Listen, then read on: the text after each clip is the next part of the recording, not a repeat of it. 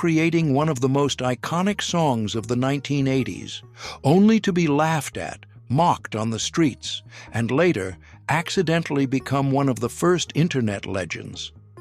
What if your golden voice made the world believe you were someone you weren't? And what if behind the fame there was a boy hiding scars deeper than any chart-topping hit could heal? Today on Retro Waves, we're diving into the strange, heartbreaking, and ultimately triumphant story of a man whose voice defined a generation, and whose journey from pain to pop superstardom to viral immortality will leave you speechless. This is the story of Rick Astley, the voice, the meme, the survivor. Stay with us until the end, because you'll see Rick in a way you've never seen him before. Before the glitz, before the fame, and before the internet made him a global joke, and later a beloved icon, Rick Astley's life was anything but easy. Born Richard Paul Astley on February 6, 1966, in the small town of Newton-le-Willows in Lancashire, England, Rick was the fourth child of Horace and Cynthia Astley. From the very beginning, life at home was a storm waiting to break. Horace Astley, Rick's father, never wanted to get married. It happened only because Cynthia became pregnant. The heartbreak didn't end there. In 1962, tragedy struck the family when Rick's older brother, David, died of meningitis as a toddler. Horace, instead of grieving alongside his wife, blamed Cynthia for the loss. That blame crushed her spirit, turning Cynthia into a distant, emotionally cold figure who withdrew from her surviving children.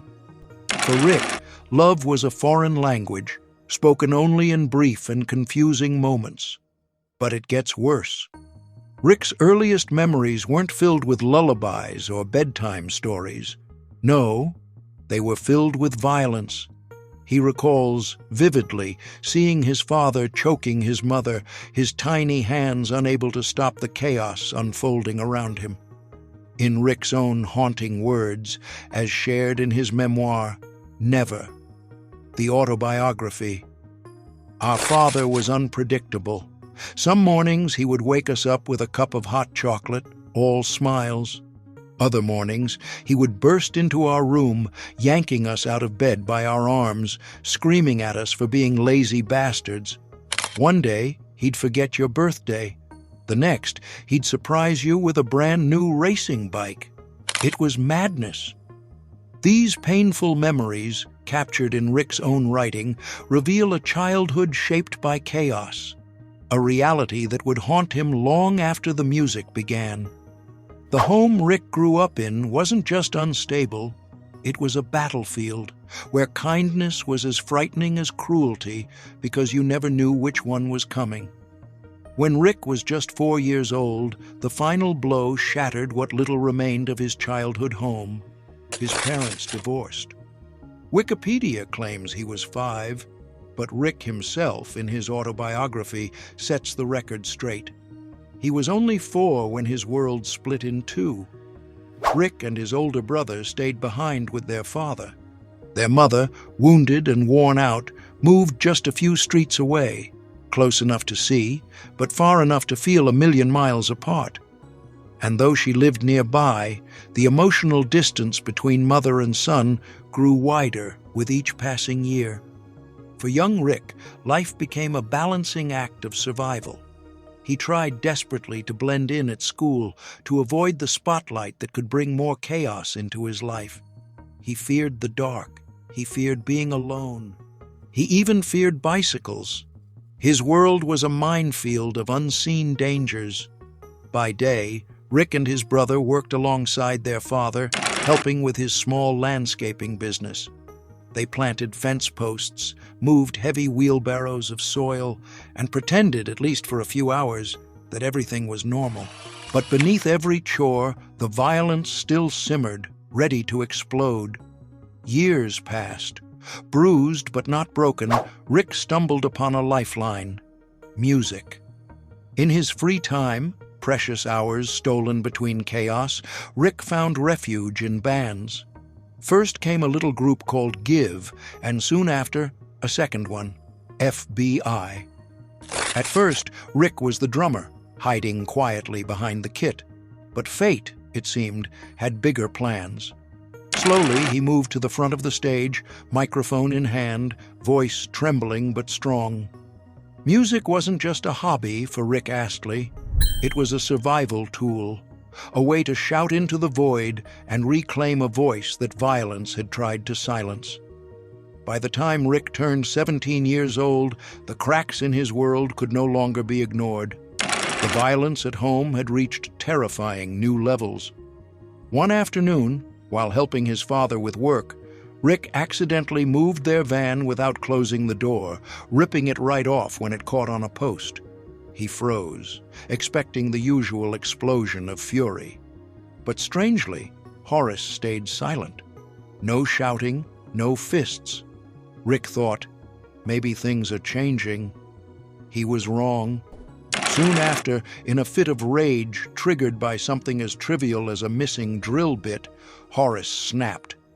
Armed with a hammer, he smashed everything around him until he found Rick, then threw him to the ground and began kicking him over and over. Rick, terrified, thought this time he might not survive. But then, something extraordinary happened. Out of the house stormed Rick's older brother, Mike, holding a large kitchen knife. Calm, cold, determined. Mike walked straight up to their father, pressed the blade against his neck, and said, "If you move even a centimeter, I swear I'll kill you." Horace, so long the tyrant of the house, finally stood still. Looking at his sons, he muttered, "You better leave now." And they did. Rick and Mike ran, not just from their father's house, but from the nightmare that had defined their entire childhood. They found sanctuary with their mother. But Rick knew something deeper. If he stayed trapped in this small-town life, under the shadow of his past, he'd be crushed forever. He needed a way out, and fast. In 1984, as he finished secondary school, Rick had a revelation. He either found a new path, or he'd be doomed to spend his life digging gardens and repairing fences for the man who had nearly broken him. He was terrified, but also determined. Music, that secret, sacred escape, now became his one real chance. And then, when he least expected it, destiny came knocking. In 1985, a big-time London music executive named Pete Waterman happened to be spending a lot of time in Rick's little town. He was dating a local hairdresser. Talk about fate working overtime. During his stay, Waterman began scouting local talent. Rick, performing with his band FBI, took a shot and auditioned. A few days later, the impossible happened. Waterman called. He wanted to sign Rick, but only Rick, not the band. Loyalty tore at Rick's heart. He didn't want to abandon his friends. He didn't even want to be a solo artist. He was painfully shy. So at first, he said no. But after long, sleepless nights, Rick realized this was his one shot at freedom. He took the deal. And just like that, the first true chapter of Rick Astley's incredible career began. Waterman, along with his powerhouse production company, Stock Aitken Waterman, SAW, wasted no time. They paired Rick with top writers and producers, and by 1986, they had landed him a record deal with RCA. At just 21 years old, Rick released his first single. It flopped. But months later, on July 27, 1987, came the song that would change everything. Never Gonna Give You Up. Overnight, Rick became a global sensation. The track skyrocketed to #1 in the UK and then #1 in the US by March 12, 1988. Before long, it dominated charts in 25 countries. Rick's rich, deep voice and infectious energy captured the world's imagination. His debut album, Whenever You Need Somebody, followed soon after, packed with hits like Together Forever. It would take a strong, strong man. When I Fall in Love, The 80s were Rick's kingdom, and he ruled them with his unmistakable sound. But behind the scenes, a storm was brewing. Despite Rick's incredible success, cracks quickly began to show. Stock Aitken Waterman, the team that helped launch him, had a terrible reputation. They were known for manufacturing fake, plastic pop stars, pumping out albums like products on an assembly line. Rick was unfairly lumped into this label. People said he was just a puppet, that he didn't write his songs, that he was another soulless product of a greedy machine. Worse yet, because of Rick's deep, soulful voice, many listeners initially assumed he was black. When they finally saw the fresh-faced, red-haired white kid on TV, they laughed. Some thought it was a joke, a marketing stunt. It wasn't fair, it wasn't true, but the damage was done. Rick became an easy punchline, a talented singer trapped in a caricature the world refused to see beyond. Even worse, the constant, inescapable radio play of his biggest hits created a kind of public fatigue. People loved the songs, but soon many grew tired of hearing them everywhere, all the time. Rick Astley, at just 22, found himself at the top of the world, but also deeply misunderstood. Rick wasn't about to let the world define him. After his first explosive success, he fought to prove he was more than a plastic puppet. In late 1988, he wrote and released a new song inspired by Whitney Houston's "I Wanna Dance with Somebody." His reply was called "She Wants to Dance with Me." She wants to dance with me. It became another hit, leading his second album, Hold Me in Your Arms, to solid success with tracks like Take Me to Your Heart. Take me to your heart. Never let me go. For your love is all. But Rick felt a growing dissatisfaction. He wanted control. He wanted respect. He wanted to be taken seriously. So he made a bold decision. He left Stock Aitken Waterman. He signed directly with RCA, finally free to create the music he wanted.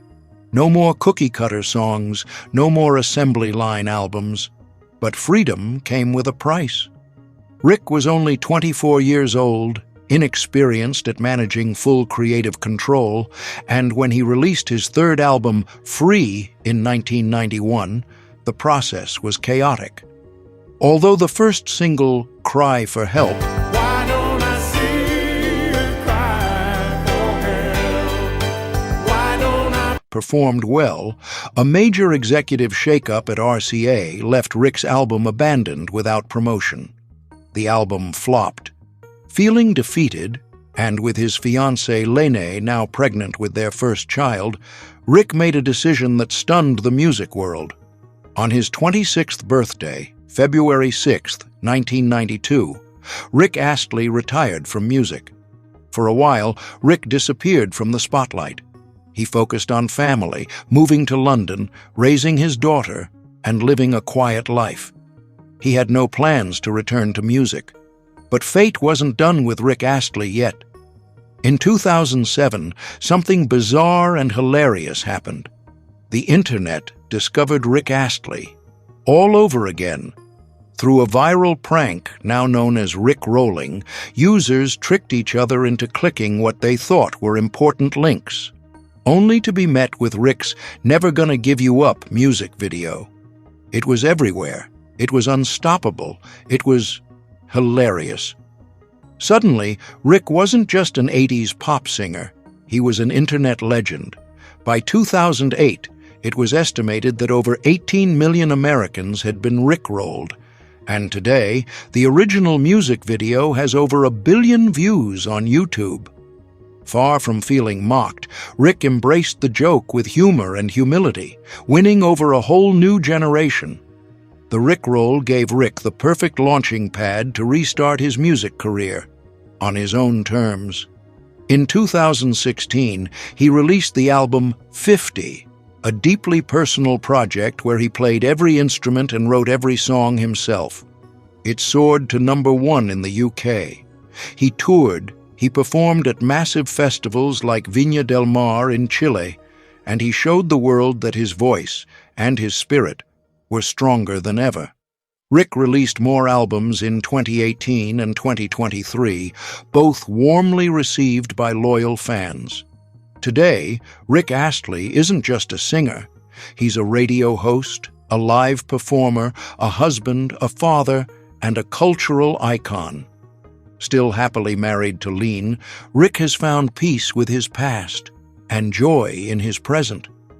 Looking back, Rick Astley's story isn't just about catchy 80s hits or internet jokes. It's about resilience, kindness, and the power of believing in yourself even when the world refuses to see who you really are. He may have started as a punchline, but today he stands as a symbol of strength, laughter, and timeless music. Rick Astley, forever a legend of the retro waves.